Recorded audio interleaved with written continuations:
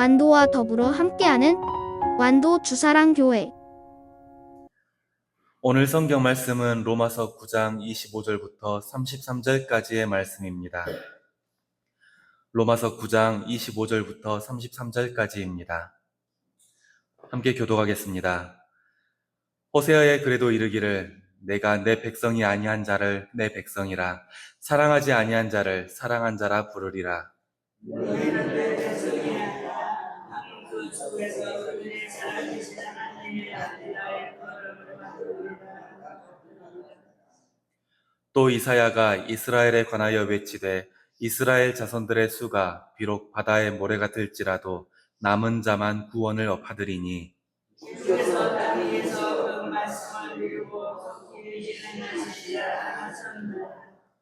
또한 이사야가 미리 말한 바 만일 만군의 주께서 우리에게 씨를 남겨두지 아니하셨더라면 우리가 소돔과 같이 되고 고모라와 같았으리로다 함과 같으니라.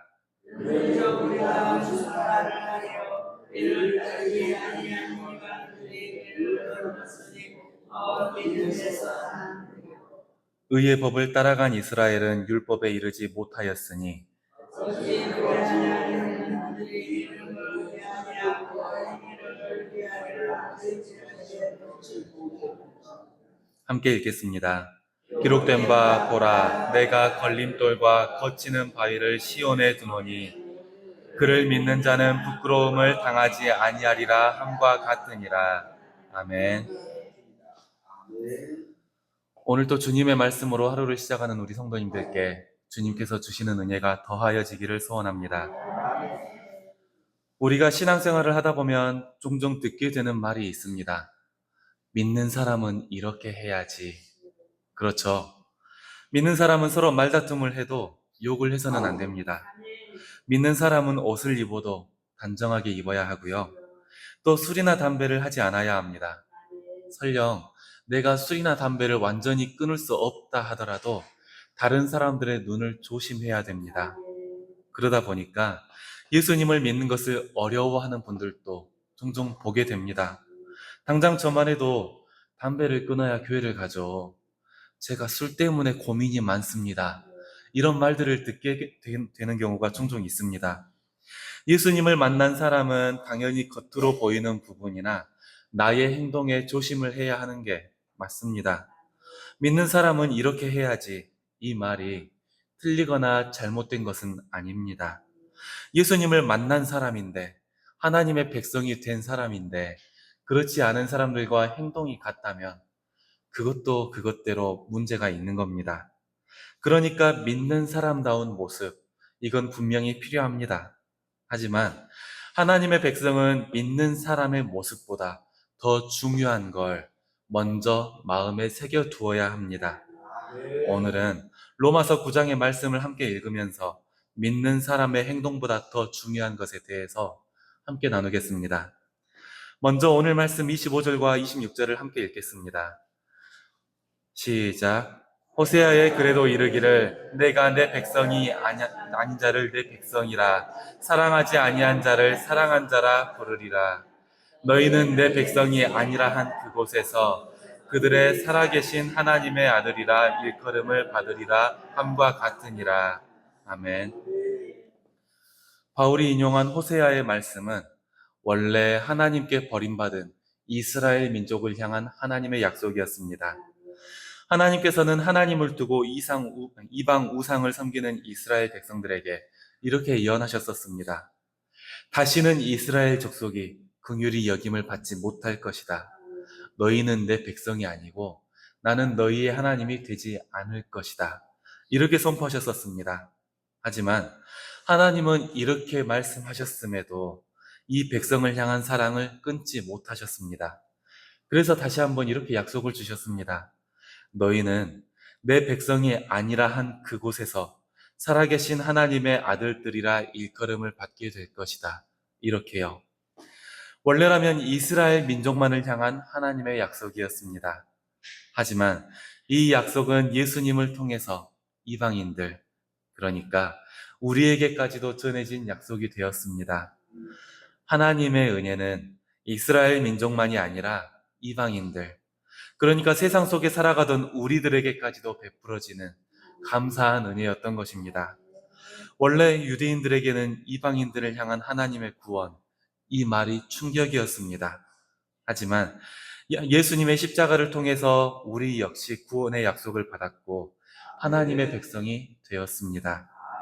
이것은 하나님께서 사람을 백성으로 부르실 때 그 사람의 민족이나 혈통 또는 겉모습으로 부르시지 않았다라는 것을 우리에게 알려줍니다. 하나님의 백성은 민족이나 혈통 또는 겉모습으로 선택되지 않았습니다. 하나님께서 저와 성도님들을 부르셨을 때도 얼굴이 잘생겼다라든지 얼굴이 예쁘다라든지 가진 능력이 많다라든지 그런 것으로 우리를 부르시지 않았다라는 것입니다. 하나님께서는 그냥 우리를 너라서, 나라서, 그래서 그냥 사랑하셨고, 그래서 그냥 백성으로 부르신 것입니다. 우리가 고개를 돌려보면 하나님의 은혜를 고백하게 될 때가 참 많습니다. 그때마다 하나님께서는 성도님들께 그리고 저에게 이렇게 말씀하신 것입니다. 누구누구야, 내가 널 사랑한다. 그냥 내가 널 사랑해. 너가 뭘 해서가 아니라, 너가 한국 사람이라서, 너가 주사랑 교회의 성도라서가 아니라, 그냥 내가 널 사랑해. 그래서 지금 내가 너를 부르는 거란다. 하나님께서는 이렇게 말씀하십니다. 우리 성도님들께서는 이렇게 그냥 사랑해 주시고, 그냥 불러주시는 주님의 은혜를 늘 마음속에 두시기를 소원합니다. 그냥 내가 널 사랑한다. 이 말이 하나님께서 저와 성도님들에게 주시는 말씀입니다. 그러면 이어서 오늘 말씀 27절부터 29절까지 함께 읽겠습니다. 시작. 또 이사야가 이스라엘에 관하여 외치되 이스라엘 자손들의 수가 비록 바다의 모래 같을지라도 남은 자만 구원을 받으리니 주께서 땅 위에서 그 말씀을 이루고 속히 시행하시리라 하셨느니라. 또한 이사야가 미리 말한 바 만일 만군의 주께서 우리에게 씨를 남겨두지 아니하셨더라면 우리가 소돔과 같이 되고 고모라와 같았으리로다 함과 같으니라. 아멘. 바울은 호세아에 이어서 이사야의 예언을 말했습니다. 이사야 선지자는 바다의 모래처럼 많은 이스라엘 민족 가운데서도 오직 남은 자만이 구원을 얻게 될 것이다 선포했습니다. 아무리 혈통이 이스라엘 민족이라 할지라도 모두 하나님의 백성이 되는 것이 아니라 인내를 하면서 믿음을 지킨 자만이 그분의 백성으로 남게 될 것이라 선포했던 것입니다. 하지만 믿음을 지켜 남은 자는 자기의 힘으로 그 믿음을 지켜서 남게 된 것이 아니었습니다. 하나님께서 구원을 위해 씨앗을 남기셨고 그 씨앗이 이스라엘 민족을 하나님의 백성으로 남게 했던 것입니다. 하나님께서 하나님의 백성으로 그 씨앗을 남기지 않으셨다면 이스라엘 사람들 역시 소돔과 고모라와 다를 것이 없었다라는 이야기입니다. 이스라엘 민족은 율법을 자신들의 의로 삼았습니다. 하지만 율법에서 난 의는 이 사람들을 하나님의 백성으로 만들어주지 못했습니다. 오히려 율법의 의를 따르지 않는 이방 사람들이 하나님의 백성으로서 의롭다함을 받았습니다. 이것은 하나님께서 보시는 것이 율법같이 겉에 보이는 행동이나 모습이 아니라 오직 믿음이라는 것을 알려줍니다. 오늘 말씀 30절과 31절을 함께 읽겠습니다. 시작. 그런즉 우리가 무슨 말을 하리요? 의를 따르지 아니한 이방인들이 의를 얻었으니 곧 믿음에서 난 의요. 의의 법을 따라간 이스라엘은 율법에 이르지 못하였으니. 아멘. 다시 한번 말씀드리지만 하나님께서는 그 백성을 부르실 때 민족이나 혈통 또는 율법 같은 그 사람의 행위를 보고 부르신 것이 아닙니다. 오늘 말씀을 참 길게 설명드렸지만 한 줄로 요약하면 결국 이 말입니다. 내가 너를 사랑한다. 혈통이나 민족, 너의 행동 때문이 아니라 그냥 내가 너를 사랑한다. 주님께서는 우리 성도님들을 백성으로 부르실 때 그냥 사랑하셔서 부르셨습니다. 우리 성도님들께서는 나를 불러주신 하나님의 그 사랑을 믿고 의지하시기를 소원합니다. 오늘 하루를 살아갈 때에도 주님께서 나를 사랑하셔서 백성으로 불러주셨다라는 사실을 매 순간순간 마음에 떠올리시기를 소원합니다. 우리가 믿는 사람의 모습으로 살아가는 것 중요합니다. 하나님을 믿는 사람으로서 믿지 않은 사람과 달라야 한다는 것, 이건 분명한 사실입니다. 하지만 우리가 그 사람들과 다르게 살아야 하는 이유는 하나님의 백성이 되기 위해서, 구원을 받기 위해서가 절대로 아닙니다. 하나님께서 이미 그냥 너를 사랑한다, 이 한마디를 하셨을 때 우리가 백성이 된 것입니다. 우리의 삶이, 행동이 달라야 하는 이유는 우리가 하나님께서 주신 사랑에 반응해야 하기 때문입니다. 우리가 사랑을 하면 행동이 바뀌잖아요. 내가 다른 사람을 사랑하면, 내가 한 여자를 사랑하면 행동이 먼저 바뀌잖아요. 그것처럼 하나님께서 우리를 사랑하셨고 우리도 하나님을 사랑하니까 먼저 행동이 바뀌는 겁니다. 먼저 가서 의자도 빼주게 되고요. 먼저 가서 사랑을 고백하게 되는 겁니다. 이게 믿는 사람으로서 행동이 바뀌는 겁니다. 그러니까 우리는 믿는 사람의 행동이 중요한 게 아니라 먼저 이 한마디가 중요한 겁니다. 내가 너를 사랑한다.